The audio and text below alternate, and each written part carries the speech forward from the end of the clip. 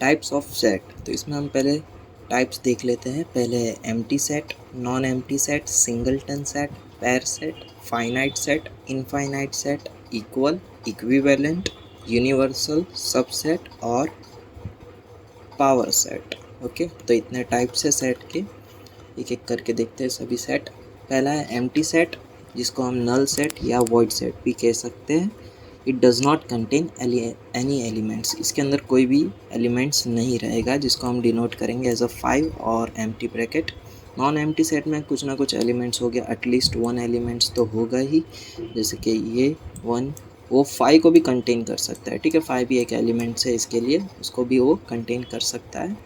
और थर्ड है हमारा सिंगलटन सेट, जिसके अंदर एग्जैक्टली 1 एलिमेंट हो, उसे हम कहेंगे सिंगलटन सेट, जैसे कि U 1 5 एम्प्टी ब्रैकेट, वो भी एक सेट हो गया। ठीक है, अब है पेयर सेट। अब इसके अंदर सिंगलटन था यानी 1, पेयर यानी 2। इट कंटेन्स एग्जैक्टली 2 एलिमेंट्स 1 2 या फिर XY। Okay, finite set, set which contains finite numbers of element, जैसे कि इसके अंदर हम गिन सकते हैं कि 3 एलिमेंट्स है, इसके लिए हम कहेंगे फाइनाइट सेट। इनफाइनाइट सेट यानी जिसके अंदर हम गिन नहीं सकते, इनफाइनाइट नंबर्स हो, उसके लिए हम कहेंगे infinite set. Equal sets, both sets are equal set when they have exact same elements। जब दोनों के दो सेट है, उसके अंदर अगर सेम एलिमेंट्स है तो उसे हम क्या कहेंगे, इक्वल सेट। और अगर उसके अंदर नंबर ऑफ एलिमेंट सेम हो तो उसे हम कहेंगे इक्विवेलेंट सेट। ठीक है, यहाँ पे इक्विवेलेंट सेट की डेफिनेशन में क्या चेंजेस है, इक्वल नंबर्स ऑफ एलिमेंट, और यहाँ पे क्या था, एग्जैक्ट सेम एलिमेंट्स। बस इतना सा डिफरेंस है। इसके अंदर 5 एलिमेंट्स है और इसके अंदर भी 5 एलिमेंट्स है, तो ये क्या हो गया, ए इक्विवेलेंट बी। फिर है universal set, it contains all the set. Universal set क्या करेगा, जो भी जितने भी सेट हो, जैसे कि इसके अंदर ए भी है, ये दोनों को कंटेन करने वाला कौन, universal set. It is also consider as super set of all sets. It is denoted by U और X। ठीक है, subset, if every element of set A is an element of set B, then we can say that A is a subset of B। अगर A के अंदर जो element हो और वो B के अंदर भी सेम वही एलिमेंट हो और B के अंदर एक्स्ट्रा एलिमेंट हो, तो हम क्या कह सकते हैं कि A जो है वो B का सबसेट है। देखते हैं एग्जांपल के तौर पर, A के अंदर है 1 2 3, B के अंदर है 1 2 3 4 5 6। ओके, तो इसके अंदर 1 2 3 है और इसके अंदर भी 1 2 3 है, तो अब इसे हम किस तरह से लिखेंगे, A is a subset of B, क्योंकि A के सारे एलिमेंट B में कवर हो चुके हैं। But reverse is not true, hence B is not a subset of A। यानी इसके अंदर 4 5 6 है, वो इसके अंदर नहीं है, इसके लिए रिवर्स में नॉट ट्रू।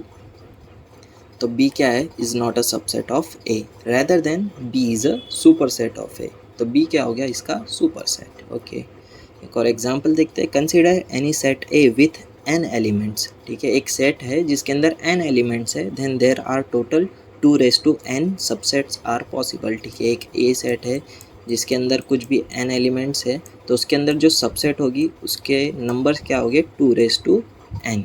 ओके, एग्जांपल के तौर पे हमने लिया है 1 2 3 और इसके अंदर 3 एलिमेंट्स है, इसके लिए पावर में n की जगह पे हमने रखा है 3, और 2 3 क्या होगा, 8।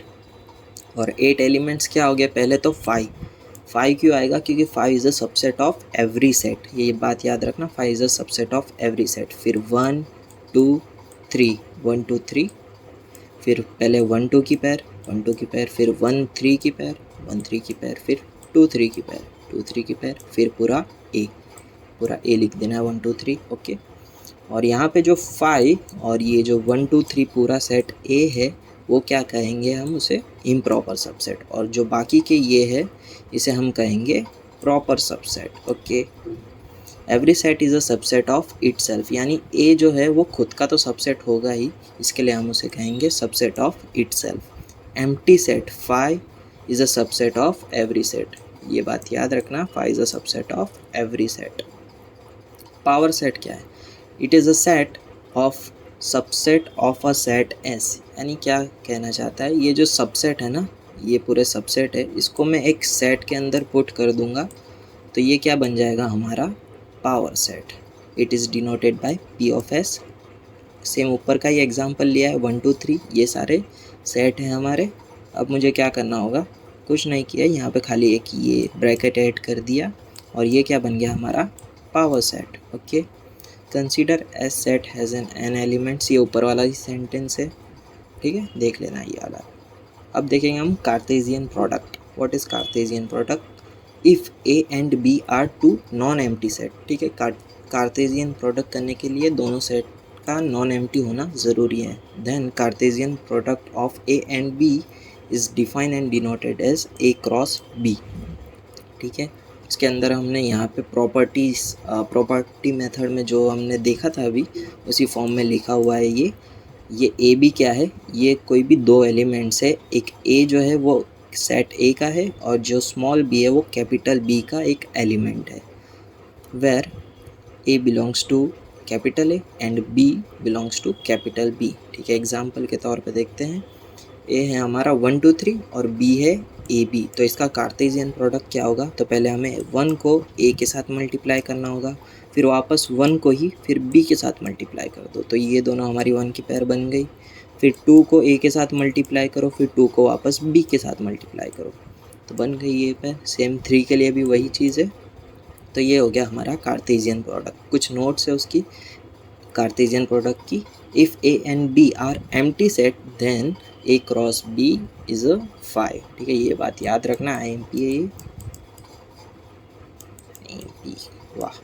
ए cross B does not equals to B cross A. अगर मैं ये बी को अगर आगे लिखूँ और फिर ए के साथ मल्टीप्लाई करूँ तो क्या पेयर बनेगी? A1 A2 A3। तो ये क्या हो रहा है, यहाँ से पूरा अल्टर हो जा रहा है और ये दोनों जो हो गए वो सेम नहीं कहलाएंगे, ऑर्डर पेयर। ऑर्डर पेयर कहते हैं इसे हम। ऑर्डर पेयर में जो भी अगर सामने वाले के एलिमेंट सेम नहीं है तो वो इक्वल्स टू नहीं होते। If A has m elements and b has n elements then a cross b has m cross n elements, यानी a के अंदर मान लो कि n एलिमेंट्स है 3 और b के अंदर है m एलिमेंट्स 2, तो ये 3 क्रॉस 2 क्या होगा? 6, 3 इंटू 2 6 होगा। और इसके अंदर एलिमेंट्स कितने हैं? 1 2 3 4 5 6 एलिमेंट्स हैं, तो ये पॉइंट भी प्रूव हो चुका है।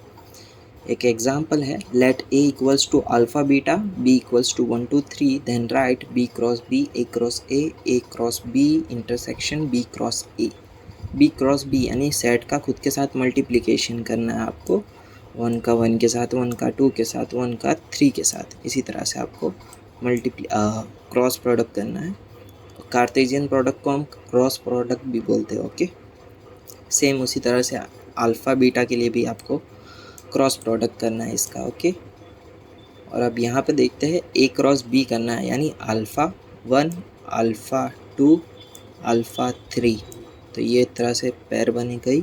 और ये बी के लिए भी सेम यही चीज़, तो बी की पेयर ये बनेगी। और यहाँ पर देखना, अभी हमने यहाँ से 1 का अल्फ़ा के साथ क्रॉस प्रोडक्ट किया, फिर 1 का बीटा के साथ, फिर सेम 2 की पेयर, फिर 3 की पेयर।